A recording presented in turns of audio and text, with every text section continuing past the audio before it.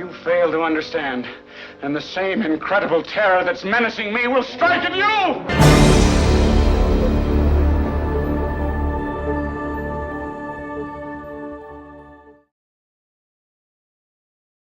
Hey guys, thanks for stopping by. This is Mitch Brisker with Scientology, The Big Lie. I'm here for another chapter reading of my book. I think we got a couple people drop by. If you want to announce yourself, let us know that you're here. That would be great. If you have any questions during the stream, please put question or question marks at the beginning of your comment.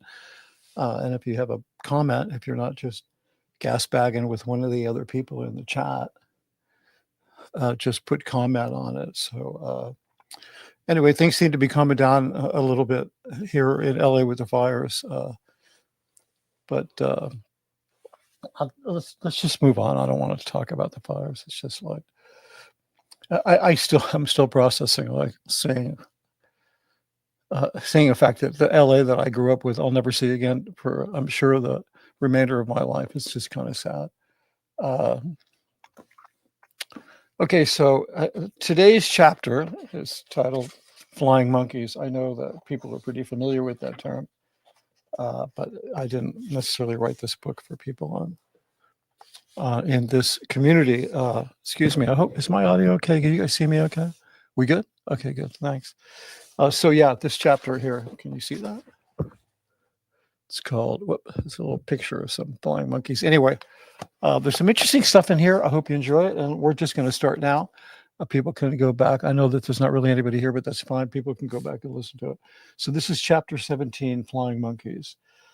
The flying monkeys, more accurately, winged monkeys, that first appeared in the 1900 children's novel, The Wonderful Wizard of Oz, are described as jungle monkeys with bird-like feathered wings. They are natively playful, intelligent, and speak English.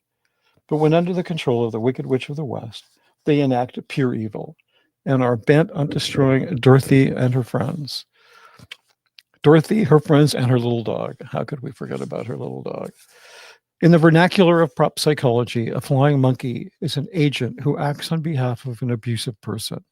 Scientology has its share of loyal followers who are often called upon to act as flying monkeys for David Miscavige.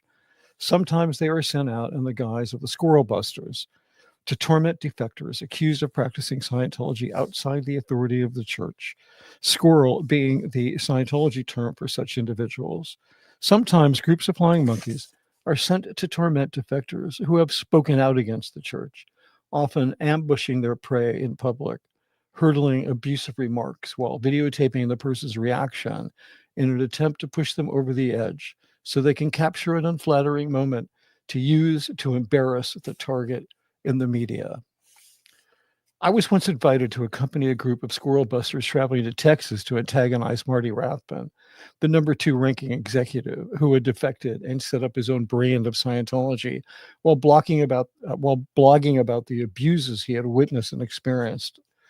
There was no love lost between Rathbun and me, not because he left the Sea Org to become Scientology's enemy number 1, but because of all the years of grief, torment, and verbal abuse he had directed my way, earning him the top slot on my list of biggest assholes who ever lived. Marty would make the rounds of gold, playing the tough guy, letting you know he had his sights on you and that you had better watch out. He'd do things like suddenly appear in my office, then slip into a chair facing my desk, scoop up my Palm Pilot, state of the art before smartphones, and scroll through the context, declaring, I should confiscate everyone's address books, referring to public Scientologists such as myself who had high-level contacts within the church. Cross-reference them, see who knows who, and put you all on the meter. He then tossed the Palm Pilot onto the desk and walk out. While those sorts of visits are annoying and intrusive, they were far from the worst Marty was capable of. Nothing like being the unfortunate recipient of a special auditing procedure called the Truth Rundown, delivered personally by Marty. On the Truth Rundown, specifically designed for Sea Org members and occasionally given to public, the auditor would locate a negative thought about some aspect of Scientology or one of its leaders. In my case, I was being asked about what negative thoughts I had concerning Miscavige. Considering the abuses I'd seen him mete out, I had plenty, though a lengthy and torturous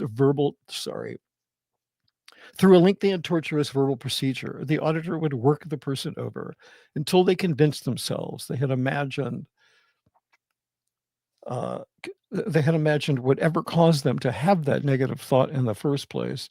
Long before pop psychology adopted the term gaslighting, Scientology had become skilled at gaslighting Scientologists into doubting their own reality to the point where they become delusional. The Truth Rundown was perhaps the most weaponized form of gaslighting ever invented. Even the title of the rundown itself, which insinuates it has something to do with getting at the truth, was intended to deny a person's reality. During the Truth Rundown, you are asked to look at your own conclusions about something or someone, then asked what evil thing you did right before coming to that conclusion, by incessantly getting you to connect the evil you believed you saw in others, such as personally witnessing Miscavige terrorize staff members, with things that you might have done. You will, after many hours over the course of weeks and sometimes months, come to believe that you were delusional when you came to that conclusion. You know what you saw.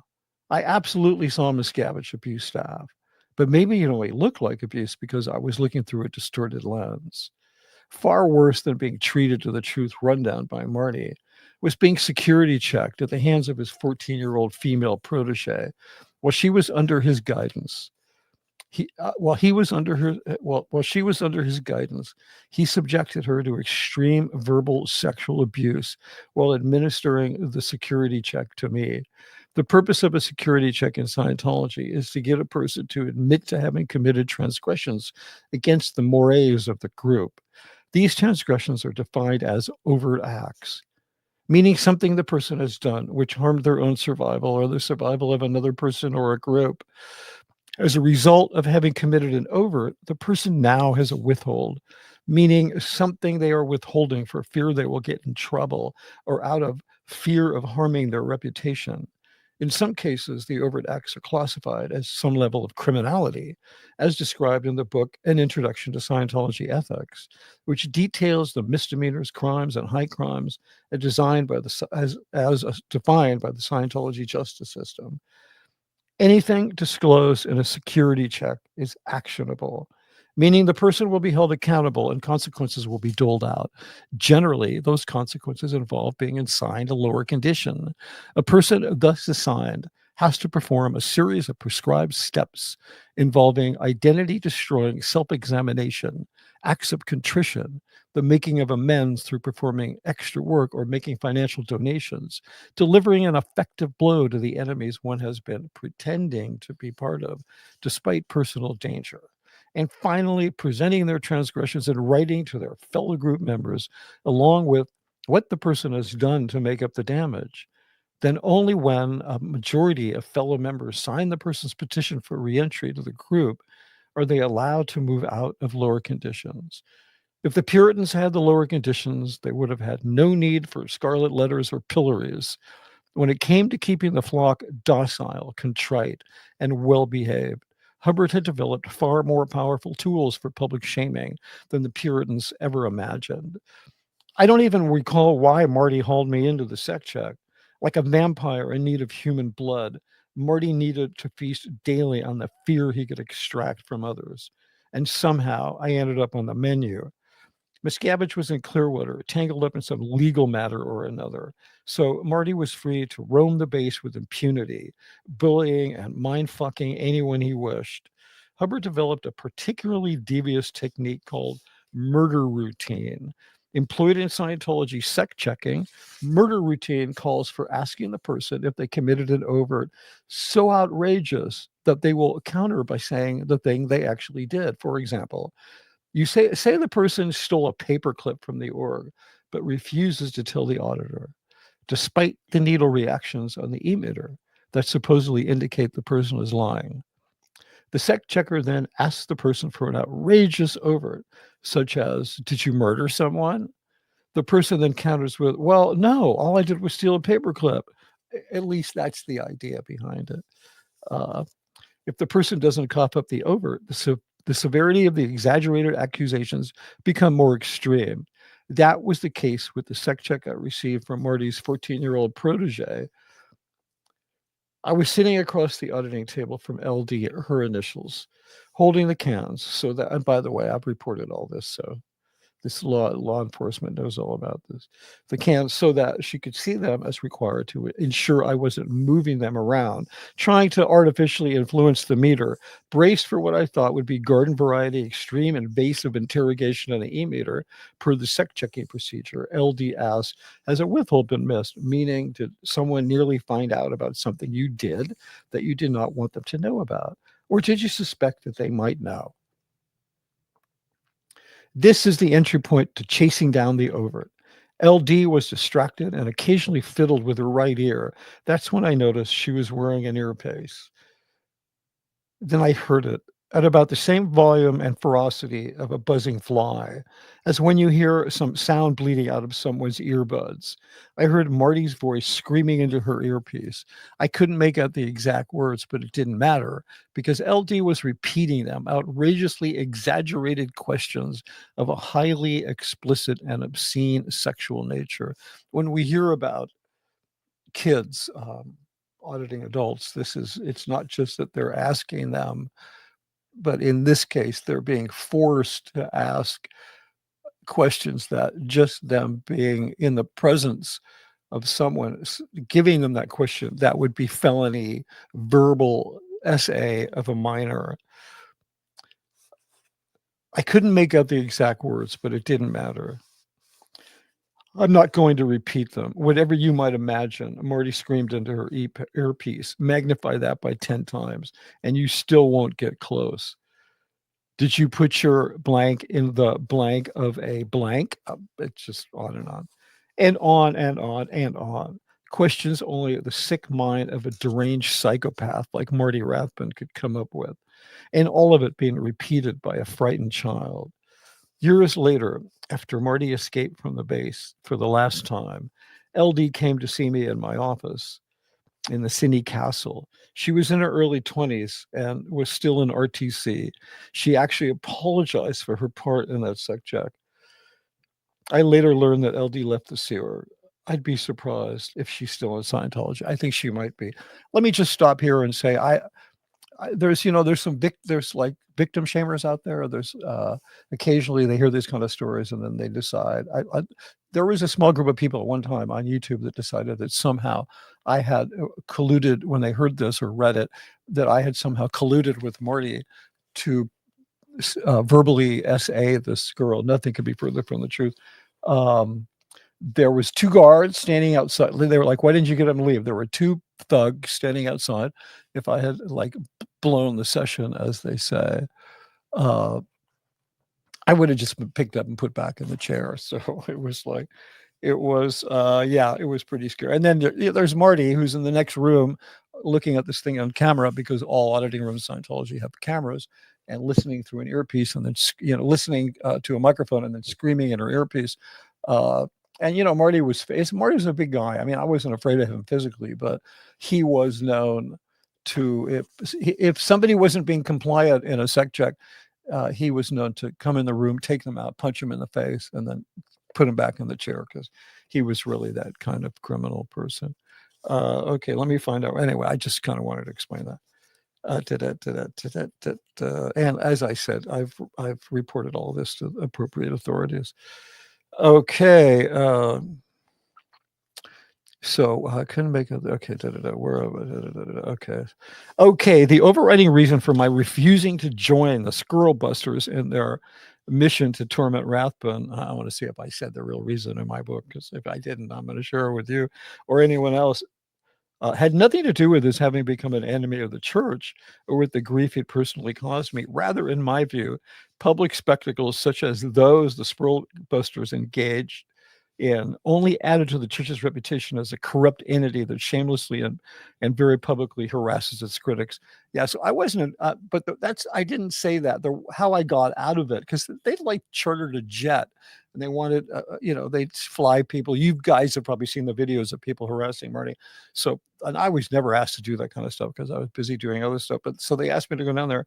I basically said, you don't want me to go because if I see Marty Rathbun, I'm going to kill him because of stuff he'd done to me. And I said, this will create a huge a bad news story, but I literally will physically. So that's what I told him. I said, I will literally physically attack him, do everything I can to beat the crap out of him. So, but that was how I got out of it. But, I got out of the draft during the Vietnam War too. So I'm pretty persuasive.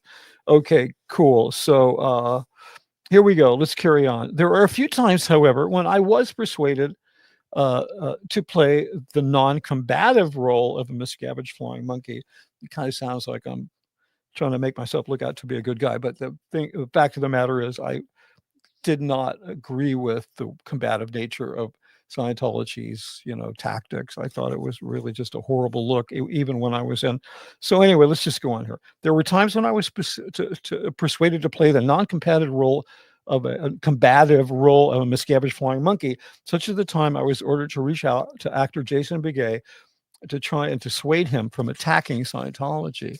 I originally met Jason in 1998, soon after he became a Scientologist. He visited the set of a film we were shooting at a rented stage in LA. He had been suggested for an upcoming part in a Scientology film. After getting to know him, I appreciated his intensity and I respected his artistic abilities. We subsequently worked together on a number of projects for the church, and we became good friends. On one of those projects, Jason portrayed, I've spoken about, you may recognize this because this is the film after while I was actually writing the book is when I realized that this film Hubbard had written that I had directed with Jason and then later with somebody else because Jason had left, that it was actually one of the core blueprints for why you don't contact the authorities. You don't report Scientologists to authorities. And essentially Scientologists are brainwashed into believing that they are dooming those people because they have the only answer. So they cover up crimes. But let's finish this here. Okay, Jason had been invited to, okay, here, what's the deal here? Jason portrayed, okay, so on one of those projects, Jason portrayed a marooned space miner in the training film The Session, which years later had to be reshot after he made a spectacular exit from Scientology in 2008. Jason had been invited to my upcoming birthday party. He had RSVP'd and personally expressed his intention to attend. Surprisingly, he was a no-show. At that time, I was receiving auditing from an RTC auditor, meeting with her for sessions in LA when I was home on the weekends, but she also happened to be Jason Beghe's auditor. The next time I saw her, she asked how the party went. I happened to mention that Jason did not show up. She gave me one of those, oh no expressions, then said, what I'm about to tell you is strictly confidential. Strictly confidential and cannot be repeated to anyone. She was very adamant about this. Such a statement from an RTC staff member is not to be taken lightly. She went on to explain that the day before my party, while exiting a freeway, Jason flipped his convertible and was in the hospital, being kept in a medically induced coma due to the severity of his injuries. She assured me he was being well cared for by a team of auditors provided by RTC, in addition to receiving top medical care.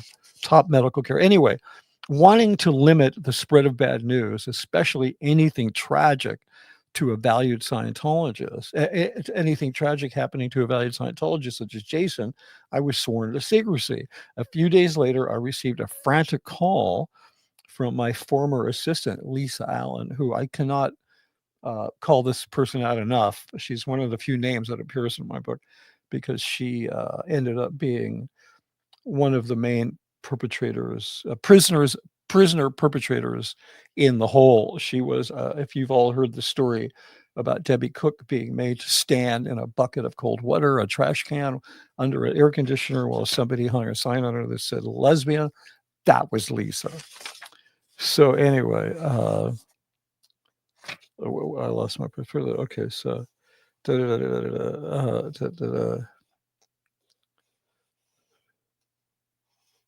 okay, a few days later, I received a frantic call from my former assistant, Lisa Allen, who was now the commanding officer of Gold at that time. Jason was urgently needed to come to the base and record narration for a video, and unable to contact him, she was asking for my help. After seeing her spend considerable time spinning her wheels, trying to reach him, I felt I had to explain the situation, emphasizing I'd been sworn to secrecy by an RTC staff member.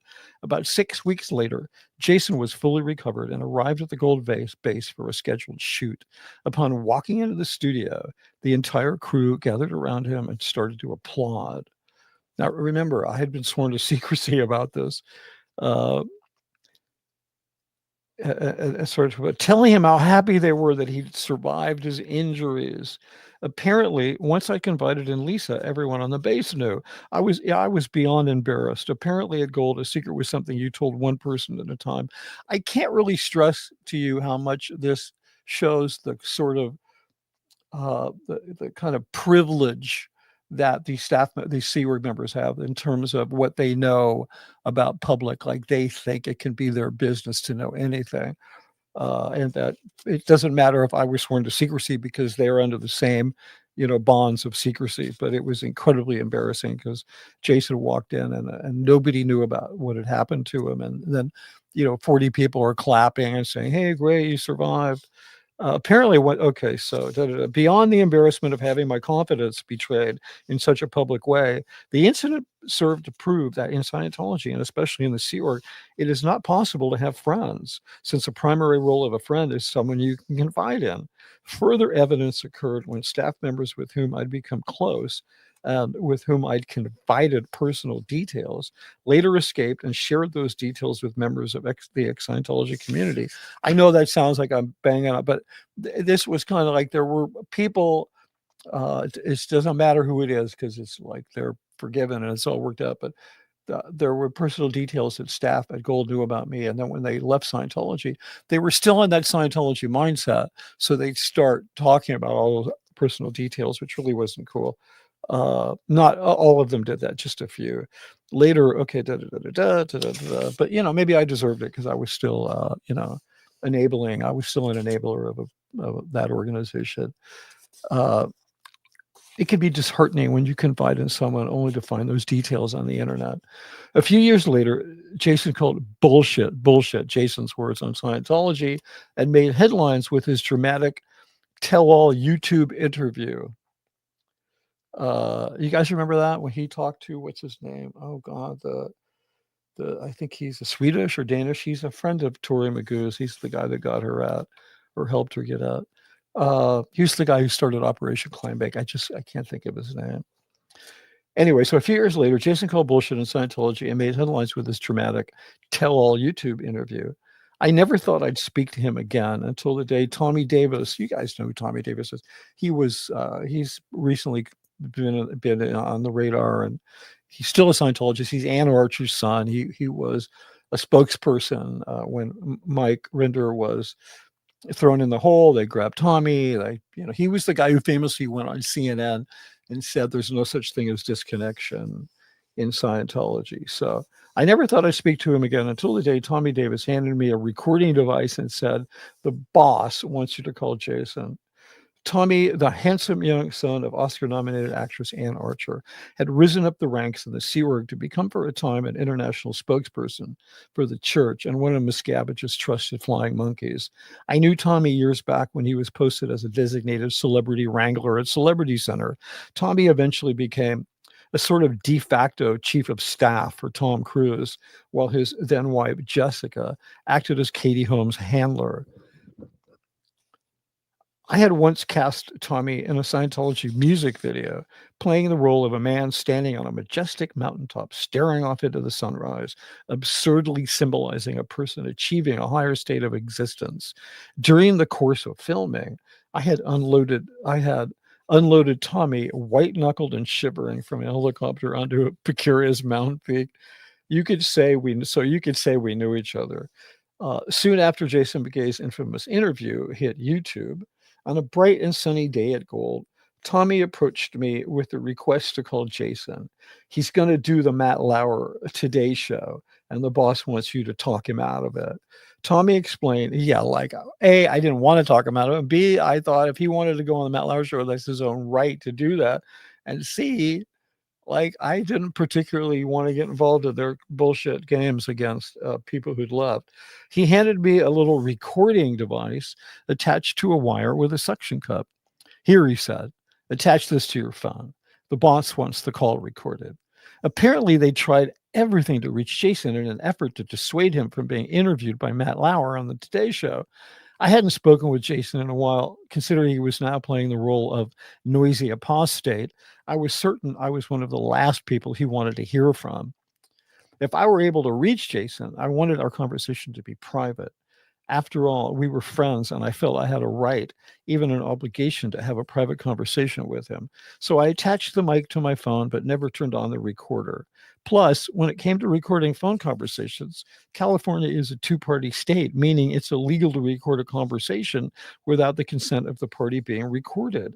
I knew this from shooting hidden camera videos for anti-psychiatry documentaries. We always shot those in Texas, where it's legal to record someone without their consent.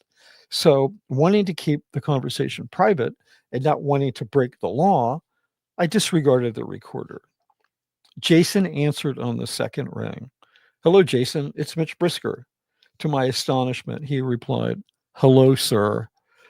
What? Why had he called me sir? I thought maybe he was caught off guard and reflexively used the sir term out of respect for my having directed him in numerous church films. I opened with, yeah, that's a typical thing. All day long they'll call Steven Spielberg sir, but then when they break at dinner, they don't call him sir. They call him whatever. He's just on the set. It's just things are kept formal because, there's a lot of money and time and it's difficult. So it's a very well-defined culture on a film set. There's no goofing up. I opened with, I hear you going. So I opened with, I hear you're going to do an interview with Matt Lauer. Jason screaming into the phone about what a piece of shit Lauer is, or how they call. I don't know. It feels good to say that because he turned out to be such a piece of shit. How they'd called him and wanted him on the show, saying he wasn't sure if he was going to do it. It's not that I didn't care that Jason was attacking the church. It's just that at the time, I never believed Scientology would live or die based on the claims of ex-members. In my true believer mindset, I thought they should be utterly ignored, as all the attention they were given only amplified their message. Plus, I liked Jason, and he had valued our friendship. I explained to him that if he continued to being so visible as a church attacker, his name would forever be inseparable from his attacks on the church. In press articles that had nothing to do with his departure from Scientology, he was already being referred to as Jason, in open parent, ex-Scientologist, closed parent, Beghe. Jason, ex-Scientologist, Beghe. I expressed my opinion that while his YouTube interview quickly earned 500,000 views, the YouTube numbers did not represent new fans, like gawkers slowing down to see a bloody car accident. The YouTube audience would just as soon see him drown in his own puke than succeed as an actor. I actually really believed this at the time. I thought he was ruining his career by being known as that guy. Like, that would be his brand. I was wrong. He ended up, I believe, he was, at least up till recently, maybe he still is the highest paid actor on the entire NBC network. He's considered, or one of the highest paid. He's considered to be one of their tentpole actors. Nobody gives a shit that he loves Scientology. So I was completely wrong about that. Okay, so this gets kind of funny. Jason was so upset. He was like crying and screaming, and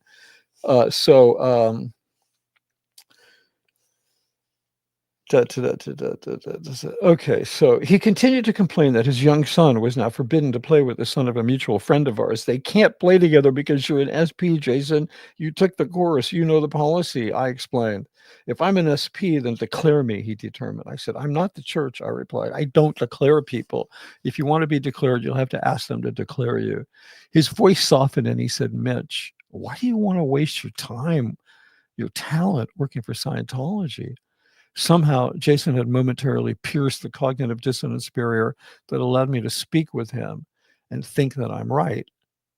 I had no answer because there wasn't an answer.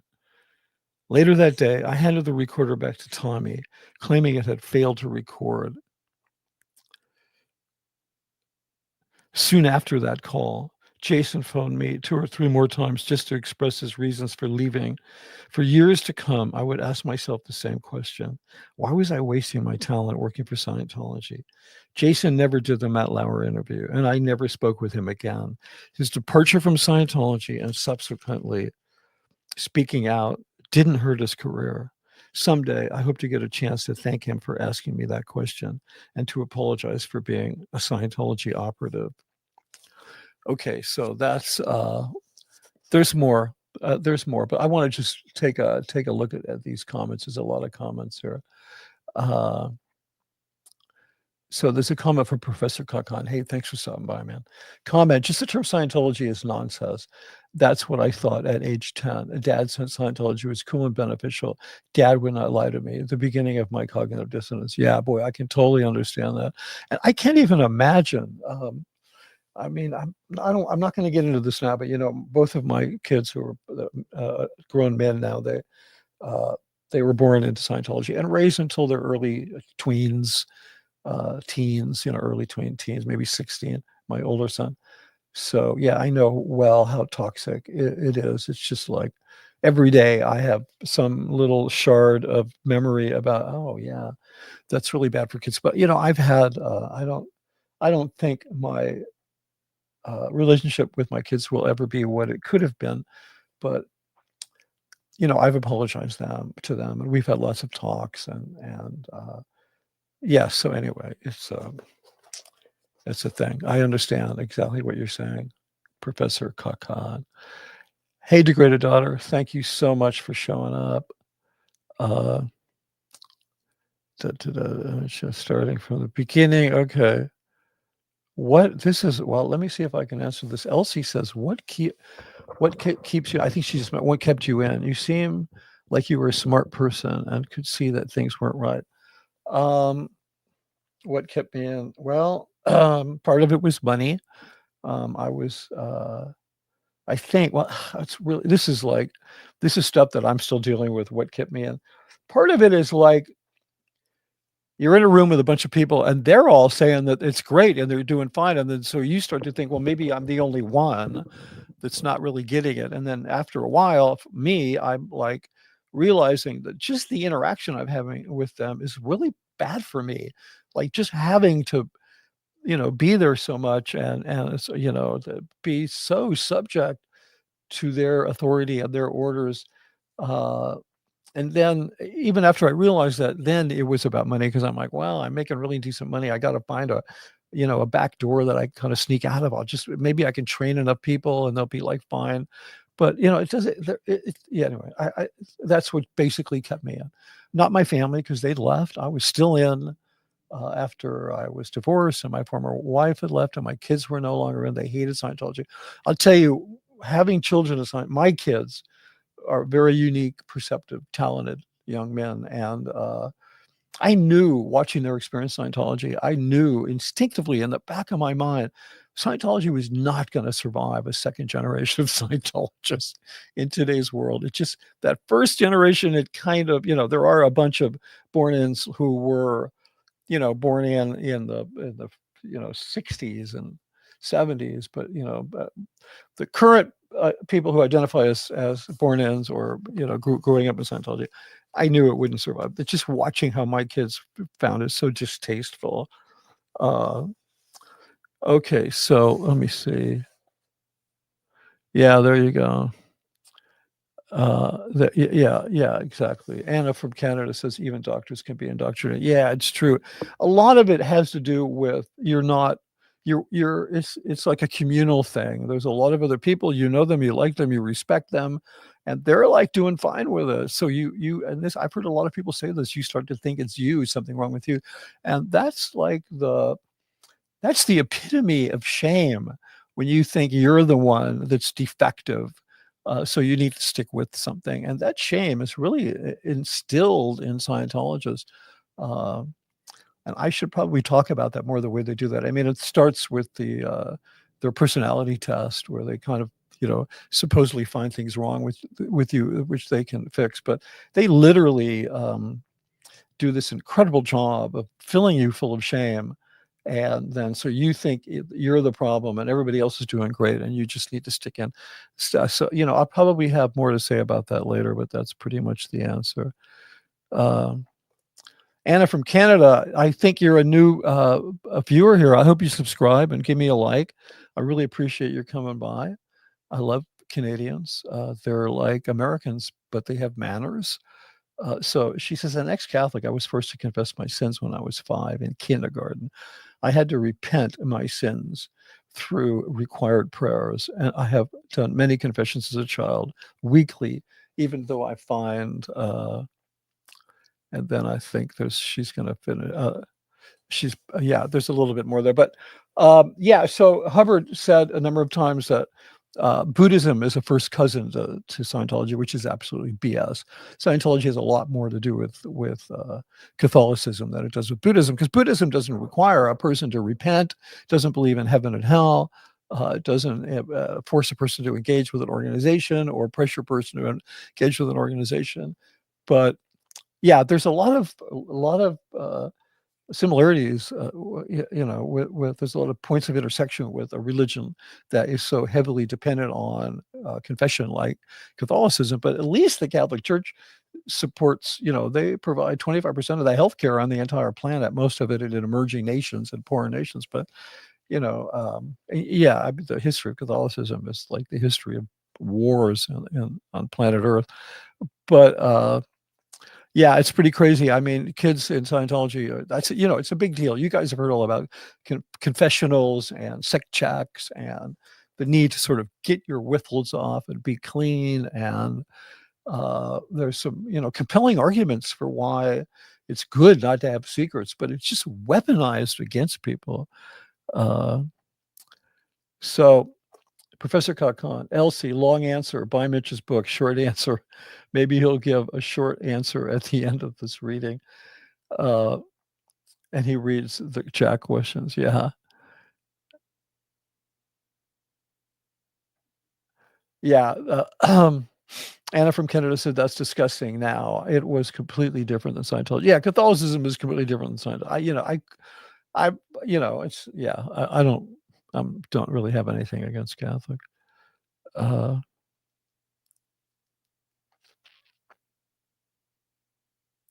Okay, let me see if there's anything I want to do before, because we still have more. There's some really good stuff in this. Yeah, so the greater daughter said, that's really big of you, Mitch. I'm sure that means a lot to your kids. Yeah, it does. And it definitely, like, I can't even, it didn't necessarily make things better, but I think it kept them from being worse. But it was, it definitely changed the tenor of our relationship. But still, my commitment to Scientology and especially working for them really got in the way of my doing the work to really have a great relationship with my kids. And I'm not sure that that's ever, I don't know that I can ever turn that around, even though I try. So she says, I hope other parents hear your words and maybe it'll plant a seed. Yeah, I mean, thanks for that. One of the reasons that I spoke out was because I thought, I knew a bunch of kids. I knew kids at the ranch. I knew Laura. I knew Sterling. Sterling was one of the older kids. I knew Mike Brown. I mean, I watched these kids grow up. And I thought my coming out, I'm not the only Scientology parent, but I thought my speaking out and speaking out as a Scientology parent, that it might help some kids. So who are now in their 40s, but it doesn't matter, to say, oh yeah, it was really, thank you. It was really screwed up, but it hasn't worked out that way. There tends to be this kind of, I don't want to stir up any kind of controversy, because it's just like, we were in a cult. We're done with controversy. We're done with reporting on one another and telling each other that we're not doing it right or whatever. But I have had my share of, there's some people who have this mindset that because they were born in Scientology, they can claim to be victim survivors, which they are, not to take anything away from that.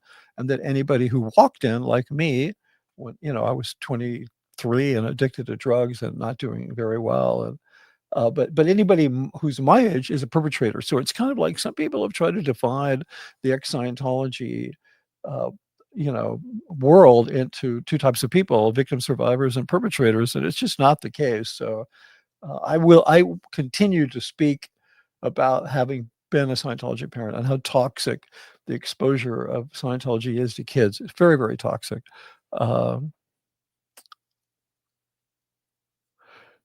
Yeah, thanks. I appreciate the plug. So Professor Kakan says, I'm just going to echo his words in all caps: like, subscribe, set notifications to all. Thanks. Okay, what is it? This is, I applaud and appreciate you speaking out. You have a one of a kind experience, and I hope you share what you are comfortable with. I have, I don't want to keep saying read my book, but there's some things in there that I was not comfortable sharing, but I had to. There's just some things you just need to like kind of swallow it. Okay, LC says she's enjoying the reading. Thank you very much. I'm hoping that I think you'd enjoy listening to it too. I'm still working on it. That's what this mess around me is all about. I've kind of dressed it up a little bit, like it's my blanket fort, we call it, but it's where I'm recording my audiobook. Anyway, let's continue on. So that ends the part about Jason Beghe. So I originally met Paul Haggis at Celebrity Center in the mid-90s when he hosted a performance of a Scientologist-founded improv group called Interplay that had relocated from LA to New York. Back when I was directing ads for the Dianetics campaign, Paul was asked by his good friend at the time, Scientology marketing executive Bill Dendu, to write and direct a Dianetics commercial. Bill was an interesting character. He was so manic and fast talking that I had taken him for a closet cokehead. Bill called me into his office one day, his voice and his body language signaling he had bad news. Apparently, he felt that by asking his friend Paul Haggis to write and direct a Dianetics commercial, he was somehow encroaching on my territory. Bill asked me to act as the ads producer, which I was happy to do, as I liked Paul and respected his talents. Beyond that, I only knew Paul as a fellow Scientologist and only interacted with him at parties or Scientology functions. I wouldn't say we were friends. We didn't exactly hang out together, but we were friendly enough for Paul to include my name on the recipient list of his Scientology resignation email letter. In the letter addressed to Scientology spokesperson Tommy Davis, Haggis declared he could no longer remain silent about Scientology's extreme anti-gay stance, and so was resigning from the church. Two of Paul's daughters were gay and had themselves been discriminated against by the religion. If I had written this book today, I wouldn't call it a religion, but you get my point. By the religion they were raised in.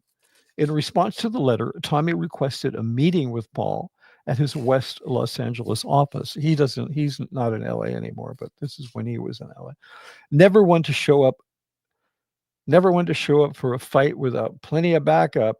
Tommy decided to bring Miscavige attack dog Dave Bloomberg, the exec who had disgraced himself with his laughable attempt to launch Scientology's internet presence. Now, I've said that like you know who he is, because if you were reading the book, and I didn't get this out very quickly, these readings, but he's a couple of chapters back, talks about Dave, this horrific job, the project that Dave ran, where he tried to get Scientology, Dave Bloomberg.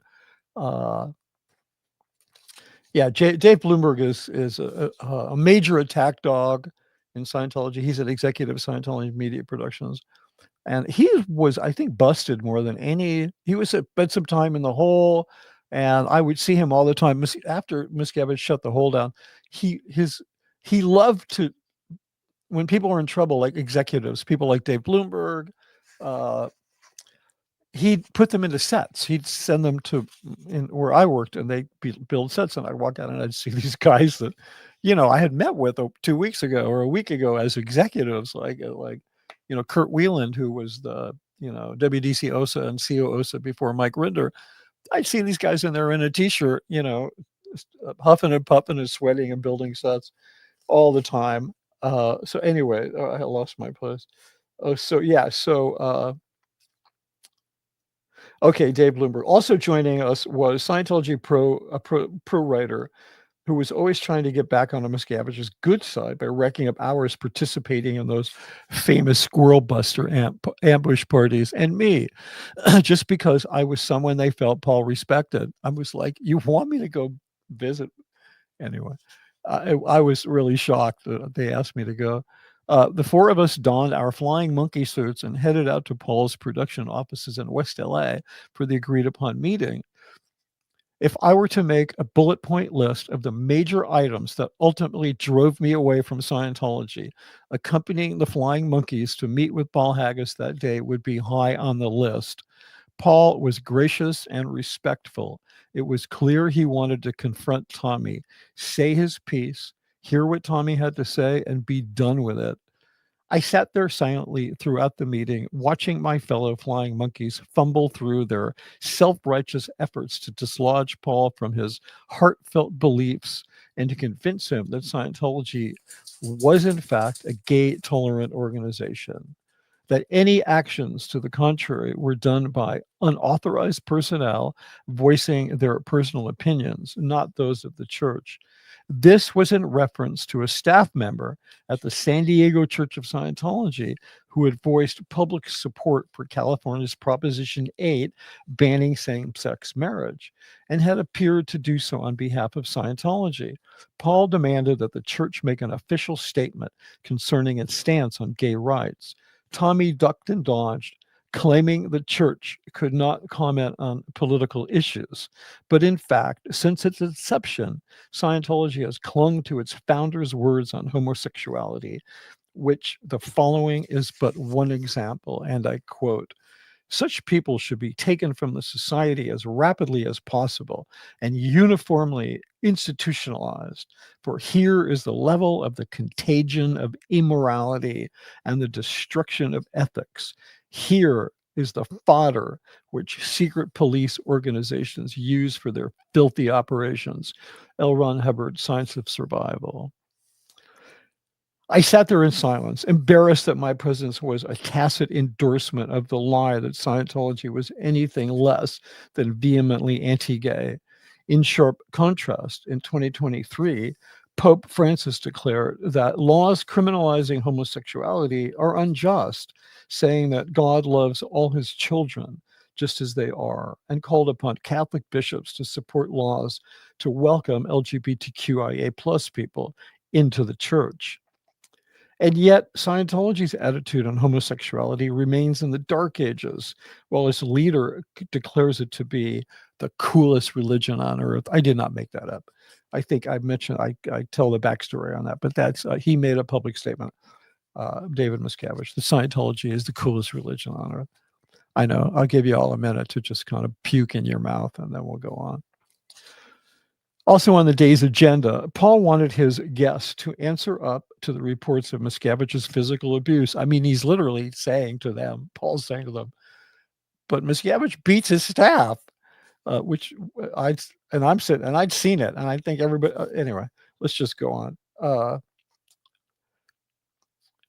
Okay. Also on the day's agenda, Paul wanted his guests to answer up to reports of Miscavige's physical abuse of staff at the international base, specifically the press reports covering Miscavige smacking people who he'd imprisoned in the hole, a building kept to house executives deemed to have erred in some way. Tommy and Dave were all deny, claiming that Miscavige wasn't capable of such behavior. Okay, now I want you to listen to this. I could not make this next thing up. And this is not the most outrageous, but this is crazy. Tommy and Dave are all deny, claiming that Miscavige wasn't capable of such behavior. Paul, who was working on a piece about Martin Luther King at the time, made the point that even great leaders such as Martin Luther King made mistakes. Dave bolted to his feet, stabbing a finger at Paul and yelling, How dare you compare a great man like David Miscavige to Martin Luther King? You can't make this up. Like Dave is so racist that he was objecting to two things. One, that to him, David Miscavige was so much more magnificently, famous than Martin Luther King. And Martin Luther King, he was comparing him to a black man, and he was really offended. Uh,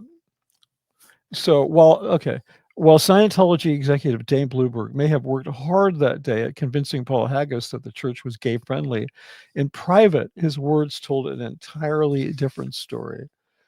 Back in 2006, two films were in hot contention to win the Best Picture Oscar: Bareback Mountain and Crash.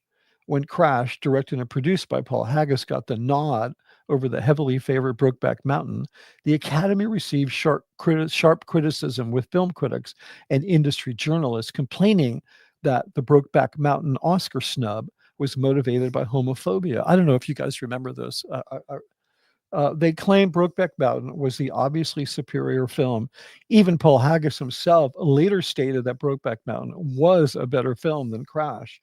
But whatever side of that argument you may fall on, the Church of Scientology's dirty tricks department wasted no time in exploiting the controversy for their own ends. Like, this is what they do. Here's a perfect example. In terms of like PR and propaganda, a series of hate interviews impugning Paul Haggis were produced and deployed on a website intended to assassinate Paul's character. Okay, so Paul was being criticized for being part of he was being wrongly criticized because all he did was make a film, and it got, won an Oscar. He wasn't like, he wasn't speaking out against Brokeback Mountain.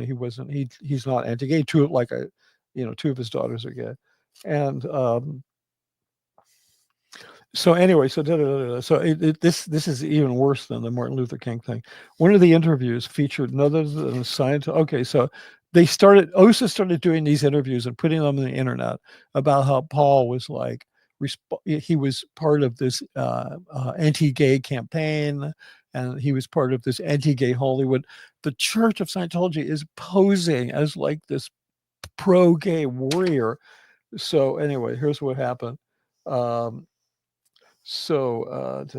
of the interviews featured none other than Scientology spokesperson Dave Bloomberg, who energetically accused Paul of being part of a homophobic conspiracy to steal the Oscar from Brokeback Mountain.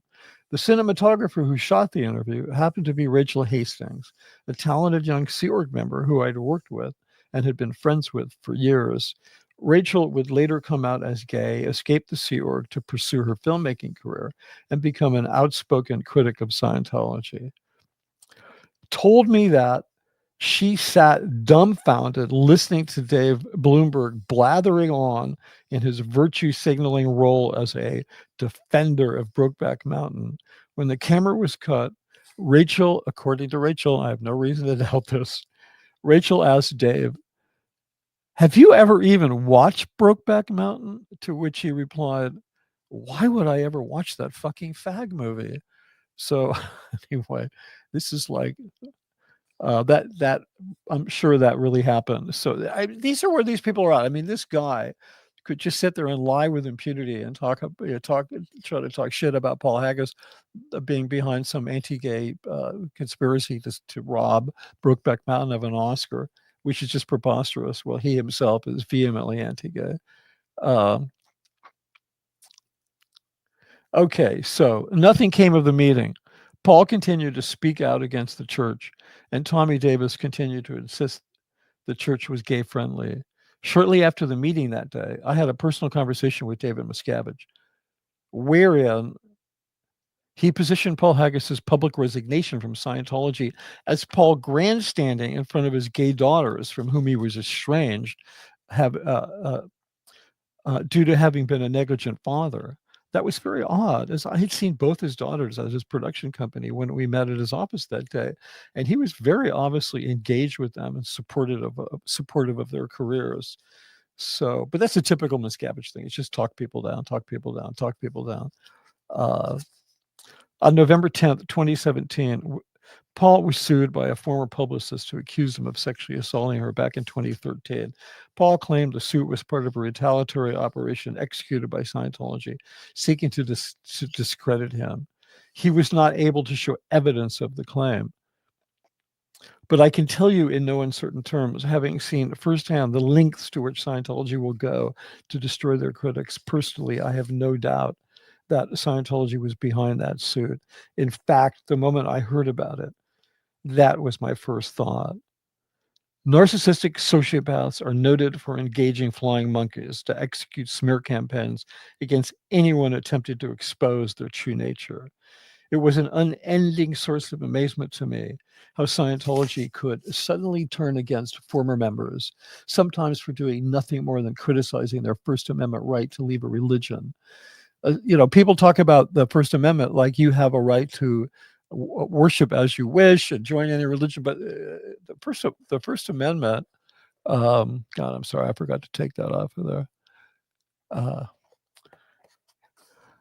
need a producer. If anybody wants to be an intern, which is a euphemism for unpaid work. But yeah, anyway, let's just go on here. It's just one more. There's just a couple more pages. Few more. This is kind of a long chapter. I hope you're all digging it because there's a lot of good stuff in here. Okay, good. Okay, so, but you have a First Amendment right to leave a religion. If all these people that they try to stop, in addition to any of the other civil rights that they might be violating on those people, they're violating their First Amendment right to choose to leave a religion.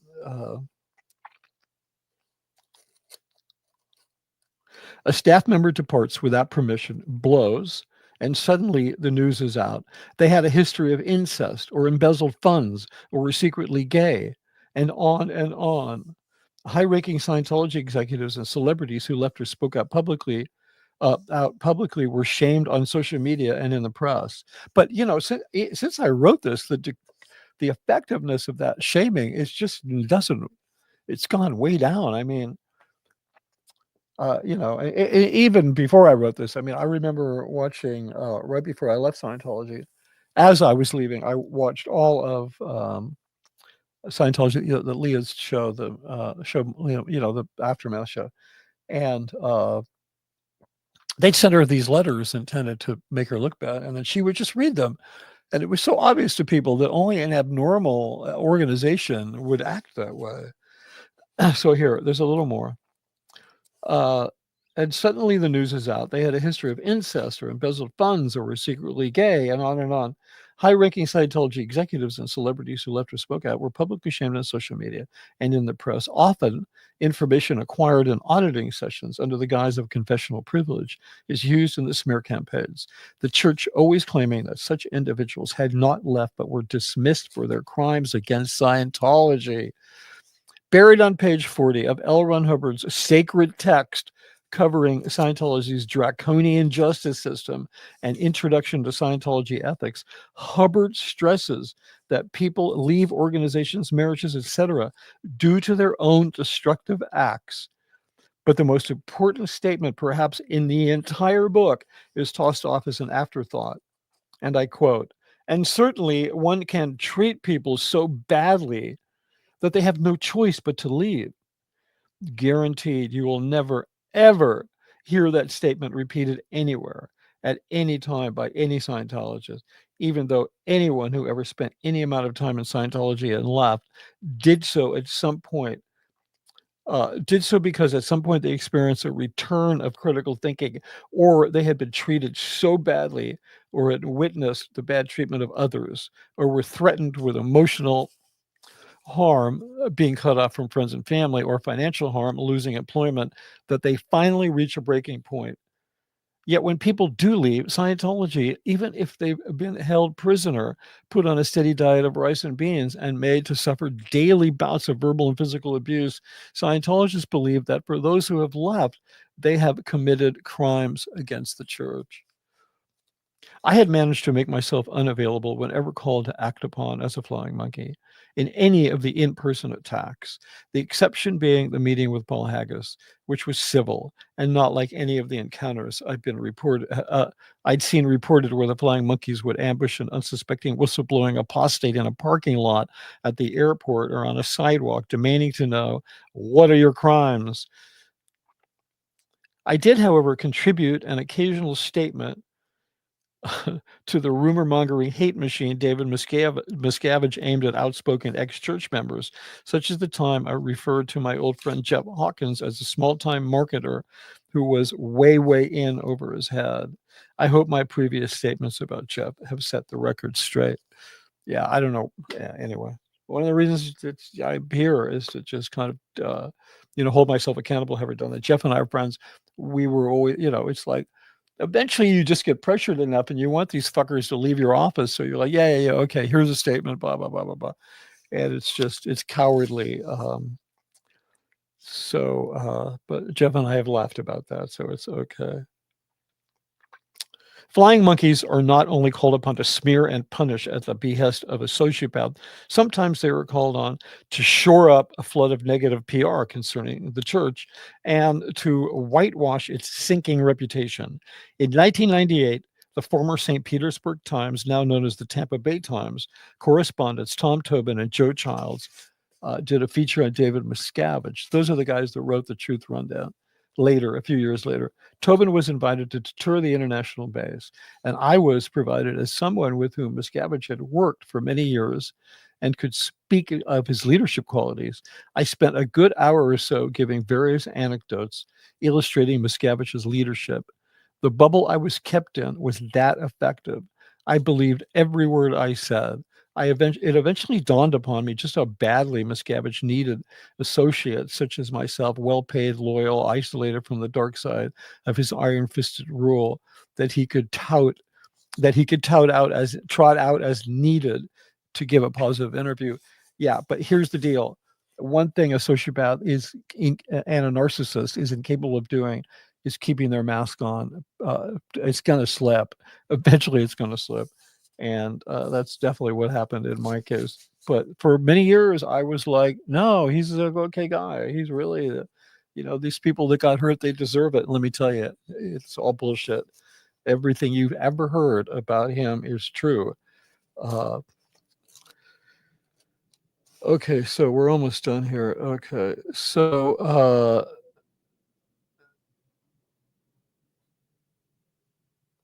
yeah, and the other thing, it was not just that, like, by keeping me sort of happy and isolated, I would always, come out and say positive things about him. But then the other thing was internally, he could point at me because people would say, well, how come you never joined the Sea Org? Well, there's a long answer to that, but basically it's like, I would have left Scientology before I joined the Sea Org. But he liked to point at me and say, I had to hire this guy because you fuckers didn't do your job. Which, when somebody does that in your presence, it's like a little paper cut. It doesn't feel good. But yeah, that's the kind of a-hole that he is, that he would do, because he hates staff. I've talked about that. He hates everybody. I think maybe 3 people, his girlfriend Lou, Tom Cruise, and maybe one other person he likes. And other than that, he hates everybody, probably including himself. I think he's full of shame and self-loathing. So in June of 2009, the year after the worldwide anonymous protest, the same paper published a 3-part expose on Scientology entitled The Truth Rundown, again written by Tom Tobin and Joe Childs. In an attempt to hold Scientology accountable for its misdeeds, the article exploded with the power of a nuclear bomb. On the day it was published, Miscavige was ensconced at Flag, Scientology's spiritual headquarters in Clearwater, Florida. The voice in the phone call I received was perfectly clear. Drop everything and pack a bag. I was going to Clearwater to be offered up as part of the response team. The car they sent arrived before I finished packing. It was a typical June day in Clearwater. Patches of deep blue sky, billowing clouds, intermittent showers, and the occasional burst of Tampa Bay signature lightning.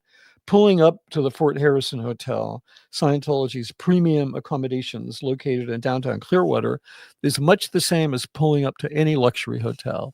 If you didn't know, this was a destination for Scientologists from around the world traveling to receive spiritual counseling and training and be bilked of their funds, donate for other buildings, you wouldn't be able to guess simply by pulling up to the curb. Upon arrival, a smartly uniformed bellhop takes your bags and politely guides you to the front desk where, unlike any other hotel, you will be asked to fill out an extensive questionnaire as part of a routing form. In Scientology, all physical objects, including human beings that need to go from one designated point to another, are considered particles to be routed. They're very, what's the word? It's not materialistic. They objectify everything. They objectify people in the just worst possible way. And that's one of the ways they do it. You're a particle. You need to be routed. You're misrouted. You went to the wrong place. You've been misrouted. So let me go on here. We'll be asked to fill out extensive questionnaire, a routing form. A significant departure from the sort of information you're required to give when checking into a non-Scientology operated hotel. At the Fort Harrison, you will be asked if you currently have a heart condition. Can you imagine you're checking into the Hilton or the Four Seasons, and this is what they ask you if you have a heart condition, or if you've ever attempted to unalive yourself. Like, they literally ask you that. You have to put it in a form. And if you have any of those things, then you can't stay there. Okay. The hostess at the front desk handed me a routing form, which had already been filled in with my basic information, name, address, phone number, local contact. Then flipping it to the last page, she pointed to the signature line and said, please sign here, indicating that I was not required to fill in any of the other info. After all, I was very well known in the Scientology community and was there at the behest of Scientology's ultimate leader. They could be fairly certain I wasn't some schmo who had a bad heart who traveled a flag to take a dive off the roof. My bags were taken, and I was shown to one of the luxury suites with a living room spacious enough for a grand piano to be tucked into the corner without feeling like it encroached on the space. Miscavige had been on his way to the yearly celebration of the maiden voyage of Scientology's cruise ship Free Winds. There he would, as he always does, preside over a week's worth of events, mesmerizing the wealthiest Scientology donors with tales of the latest achievements in Scientology, plans for international expansion, and giving the inside skinny on the next big thing they'd be forking over their dough for. When the Truth Rundown article hit the newsstands, effectively taking a shit on Miscavige's ice cream, Miscavige diverted his flight to the Caribbean to stop at Clearwater and organize an emergency response to the scathing series of articles. I ambled through the suite, noting the incredible view of Clearwater Bay. When Miscavige entered the room, he motioned for me to take a seat, and then he sat down on the sofa opposite me. He looked like he hadn't shaved in a couple of days and seemed smaller than his usual 5'1", as though the pressure from the onslaught of bad news had somehow reduced him further in size. Usually, when something this bad happened, he would explode in anger. As isolated as I had been, I'd seen the outbursts, but instead, he was reserved, or maybe just out of breath from all the screaming he must have been doing. He insisted the newspaper had timed the release of the article to coincide with the upcoming maiden voyage event. And why not? News is about timing, and what better time to publish such a scathing expose on Scientology than when one of its most important international events is about to be held? Miscavige complained endlessly about being fucked over by Mike Rinder and Marty Rathbun, whom he held largely responsible for the Tampa Bay Times article. When scorned, there is no end to the shit-dip stories Miscavige could conjure up about his former lieutenants and longtime friends turned apostate whistleblowers. By the time Mike and Marty had defected, had publicly voiced their disaffection, and had given witness to Miscavige's brutal treatment of Sea Org staff, Miscavige took to accusing them of having had a fictitious homosexual relationship. After all, being gay was the worst possible crime in Scientology. In a slightly manic voice, he relayed how Marty's mother was insane and had been electroshocked when he was in her womb. To emphasize how Marty had taken advantage of his goodwill, Miscavige recounted the first time he had escaped from the base and was tracked down in New Orleans. Miscavige, out of his generous and caring heart, showed up with home plate tickets to a major league ball game, reeling Marty back with a 24-hour bromance, after which Marty agreed to return and do a stint in the woodworking shop at Flag while he recuperated from the exhaustion and other vague medical maladies that surely must have been the cause of his abrupt departure. Miscavige boasted that he paid all of Marty's medical bills and chiropractic bills, arranged for special diets, and then sent him to the ship for a year of auditing and training and R&R. And now Marty had really fucked him over. Room service announced itself with polite rap on the door. They had arrived with a serving cart loaded with Kobe beef sliders and an ample assortment of juices, soft drinks, and specialty coffee to fuel our strategy session. I mean, there's 2 people in there, right? The next day, Miscavige continued to the Freewinds, leaving me in Clearwater. We never did any strategizing. This was weird. I went there like for nothing. With a handful of others he hoped would be allowed to give a response to the Tampa Bay Times. Meanwhile, Scientologists en masse hit the streets, buying copies of the newspaper, stealing as many as they could get their hands on, putting money in the newspaper vending machines, and then emptying the contents. I spent an uneventful weekend at the Fort Harrison, then flew back to LA. On May 3rd, 2016, Ron Miscavige published Ruthless, Scientology, My Son, David Miscavige, and Me, a tell-all memoir recounting the story of David Miscavige's life and his rise to power as the leader of Scientology. It was less than flattering. I'd known Ron since I was first at the Gold Base. He was a band leader, a trumpet player with the Golden Era musicians, and like all gold musicians, was expected to compose music for films and live events. That's how I had interacted with him, as a music composer. Ron was talented enough as a trumpet player to have made a living at it, but in my opinion, he was ill-suited to compose music for films. Nothing against Ron. Well, except that he raised a monster. Can we say that against Ron? The problem actually lay with the Sea Org's practice of assigning people to jobs they were not suited for, didn't have the talent for, and generally sucked at. I was sympathetic toward Ron. Not the sympathy usually reserved for the unfortunate, but the kind you feel when you see someone suffering the injustice of being forced into a circumstance for which they were not prepared. Ron was simply not qualified to compose music for film. He was required to address his own son as Sir, and if you didn't know he was Dave's father, you never would have guessed it from the way Dave treated him. As Ron tells it, when he discovered his Kindle's internet connection not only provided a way to download books, but via the Kindle web browser, also provided a keyhole through which he could peer into the World Wide Web, a landscape rife with the fruit of truth forbidden to Scientologists. What he saw moved him to set his sights on escaping the international base, along with his wife, Becky. Sometime after his successful escape, Ron discovered that 2 private investigators had been hired by the church to surveil him 24/7 for the previous 18 months at a cost of $10,000 a week. When one of the PIs mistakenly thought Ron was having a heart attack, he contacted his handlers. David ordered the PIs to stand down. He is quoted as saying, "If he dies, he dies." That unfortunate bit of news made its way to Ron, who, upon hearing it, decided he needed to write a book.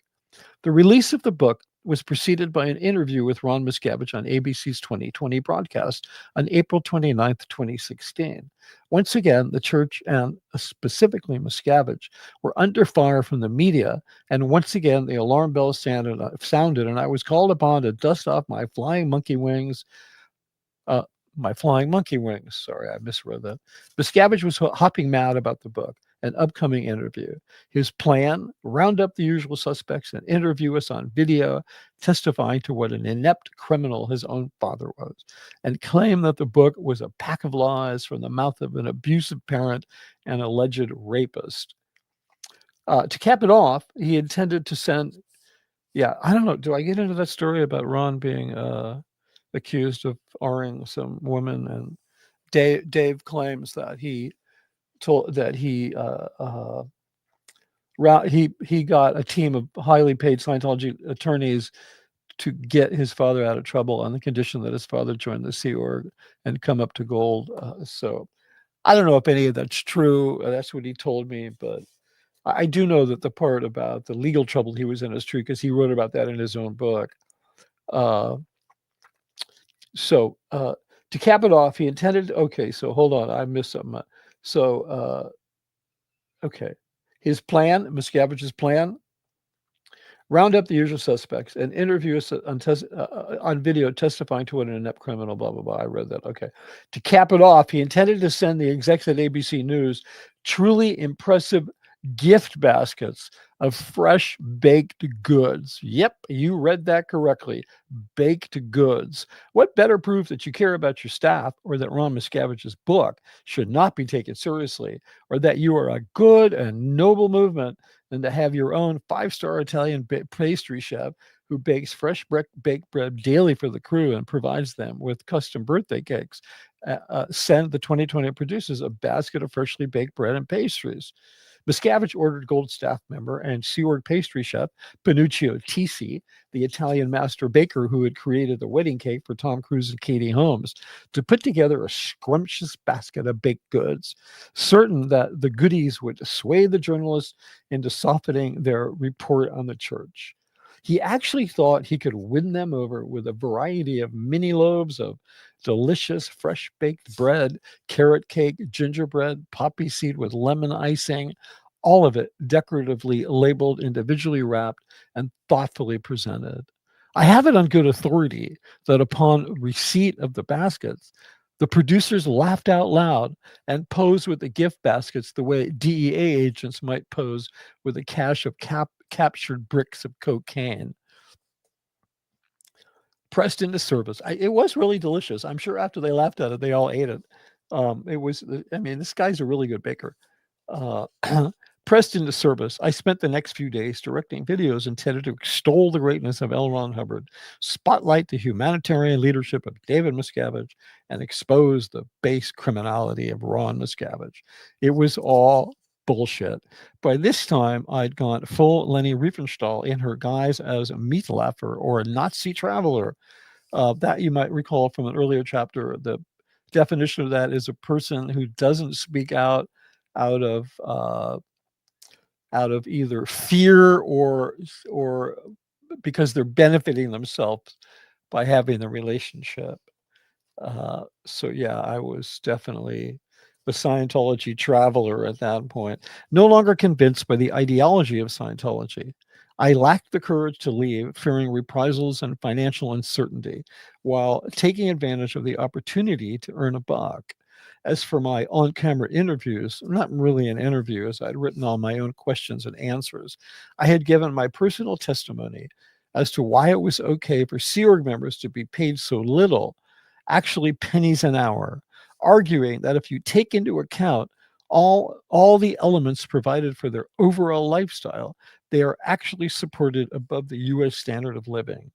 At least at Gold, where the housing is better than most other Sea Org bases, the food is decent, medical care is provided, though restricted and only available for emergencies, and extended educational opportunities are available as long as they align to your current job.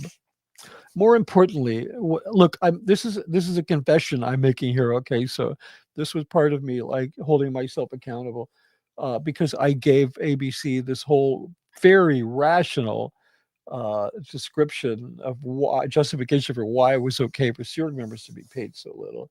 What I didn't include in my interview was any mention. So they have a decent standard of living. Like if you look at the standard of living of a Sea Org member who works at Gold, it's way above the poverty level. Like there's things that you could say about it that would justify the $50 a week.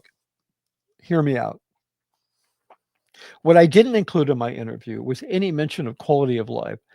When I was putting this book together, I had a very stark realization about the difference between um, the quality of life and the cost of living. Not the cost of living, but the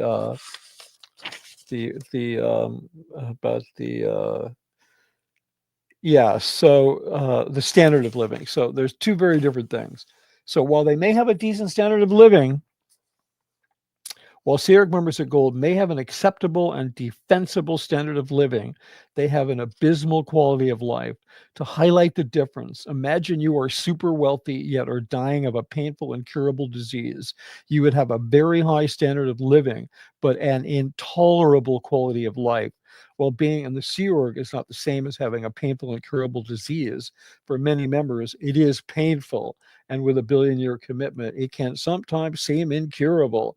Long hours with no or little time off, soul-crushing consequences for not upholding their near impossible demand to produce, and on and on. So while a case can be made for the standard of living afforded the staff at Gold, their quality of life is so abysmal that it literally defeats any mention that they have basic creature comforts.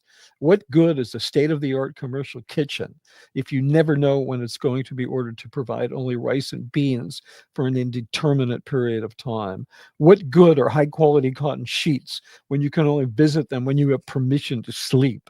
What good is the promise of time off or of a production bonus if those promises are never or rarely fulfilled? 4 days of nonstop shooting and editing, and only one short video clip of Monique Yingling, Scientology tax attorney and Miscavige, a personal lawyer, made it onto the 2020 segment, while the remaining hours of interviews produced were repurposed for an internet hate site dedicated to slandering Ron Miscavige. Fortunately, that was my last gig as a flying monkey. Okay, so that's the end of the chapter. I hope you all enjoyed it. We'll take a look at some of these notes. That kind of took a lot longer than I thought it was. Let me just back up a little bit here. Okay. Liz Gale is here. Hey, Liz, I haven't heard from you in a while. Really nice to see you. If you're still here. If not, hopefully we'll talk soon. We're a fussy bunch. Hi, all. Hi, Mitch. Yeah, that you are. Yeah, you're fussy in a good way. Degraded daughter, I appreciate this. She said, I applaud appreciate your speaking out. You have a one-of-a-kind experience, and I hope you share what you're comfortable with. I think I read that earlier. Yeah, and I will share even things I'm not comfortable with.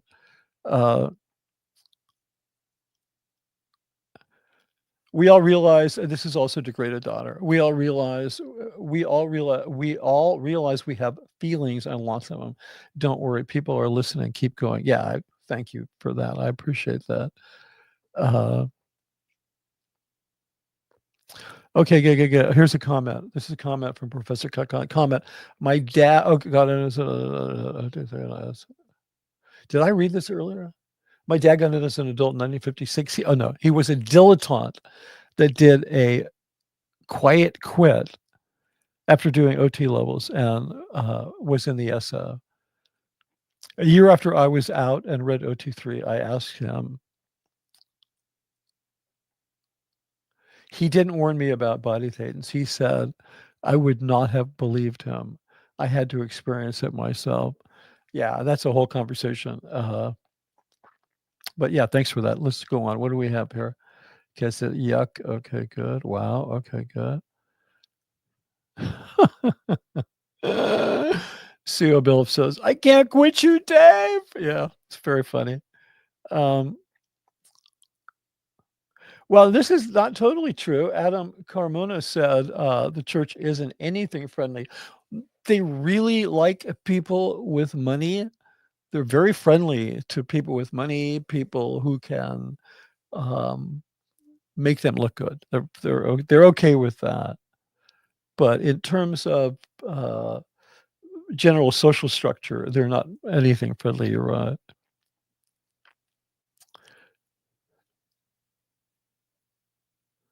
Oh, cool. Anna from Canada says, still here. I have followed you for a long time too. I found you through Sterling. Oh, awesome. Yeah, Sterling, my friend Sterling. Sterling hasn't been around much. I speak with him all the time. We're very good friends. I mean, I knew him when he was a kid, a teenager. Sterling is just like a great guy. Possibly we'll do something again in the future. Buckwheat says, hi, Mitch. You don't want to name LD? Not really. I don't see, like, there's a note at the beginning of my book that says I only mention people's names when it's really pertinent to the story. This was an abuse victim. It's her story. And I don't see, she's kind of a Jane Doe as far as I'm concerned. So I'm not going to name her. I mean, she was 14 years old when that happened. She was definitely being victimized. So I think it's better that I just let it lay.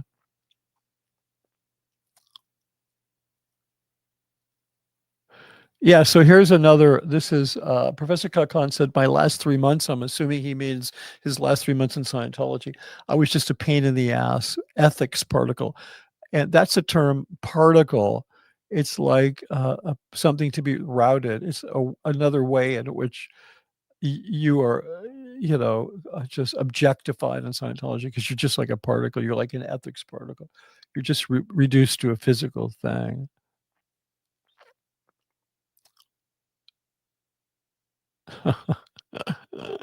So BOC Buddy says, when he was on the sofa opposite from you, did his feet reach the floor? Well, yeah, of course, because they would make sure that they bought low furniture. Yeah, I tell you, I always felt self-conscious, a little bit self-conscious. I would constantly forget how short he is. I'm not going to body shame David Miscavige because he would be just as big of an asshole if he was 6 foot tall. So his being short has nothing to do with it. So, and I'm not really into body shaming, but he was well below average height, and it was kind of difficult not to notice.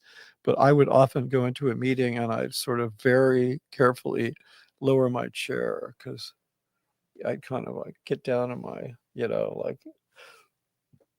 because I didn't want to be like, I'm quite a bit taller than Dave, but again, I'm not here to body shame. That's his being 5'1" has nothing to do with all the bad shit he's done.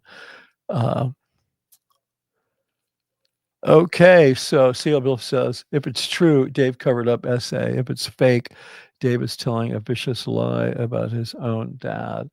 Well, no, it's actually known about. He was arrested for that crime. His Ron Miscavige Sr. was. So he'd never covered it up, but yeah, he didn't cover. So and I think it's a true story because Ron talked about it in his book. I never talked to Ron after he left, but I didn't get along with him very well. I didn't want to really go after him because he passed away and it was kind of tragic. But he was just whatever. I mean, he raised a monster. I don't know what to say. Probably raised more than one.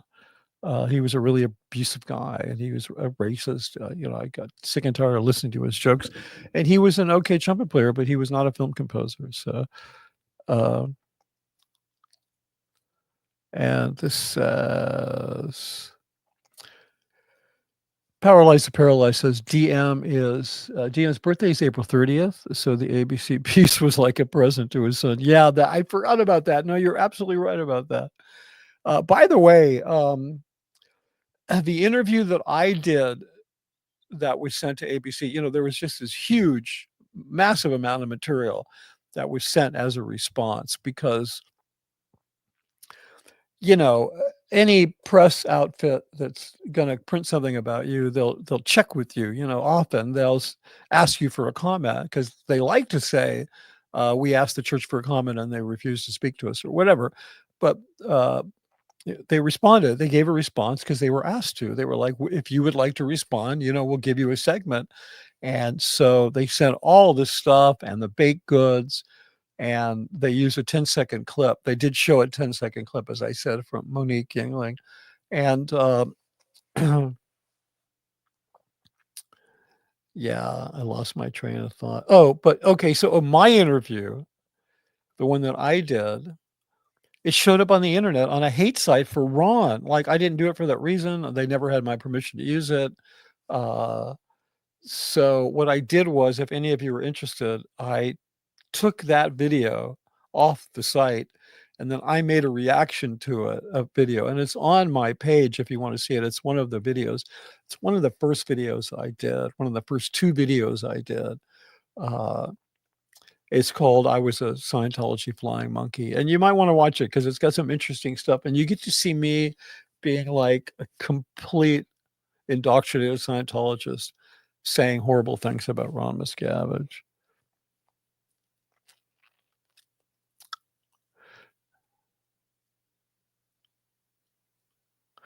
Yeah, I think it might be. See what Bill says, Adam. I think you're thinking of April 20th. Yeah, it might. I mean, it's in April. In any case, it was really close to his birthday. You guys. Okay.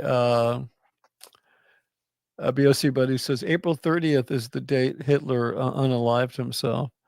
Yeah. Okay. Well, you guys are really full of all kinds of fun historical information. What do we got here? Let's see if we got anything else of any interest. Okay. Okay. No more questions. Okay, good. So we've been at this for an hour and a half. I'm going to wrap it up. I will be back tomorrow for sure. I'm going to be doing these daily until the book is done. And I have this out here as a, for posterity. It's just on there. So I really appreciate you guys coming by, and please think about supporting the channel. And with that, I'll see you tomorrow. Thanks, guys. Hey, guys, please give this video a like and subscribe to the channel. It really helps with the algorithm so that videos like this can reach a broader audience. And be sure to hit that notification bell so that you'll be informed when new videos drop. For additional ways to support this channel, please click on the link tree on the Scientology The Big Lie channel page. This work is only made possible with your support. Thank you.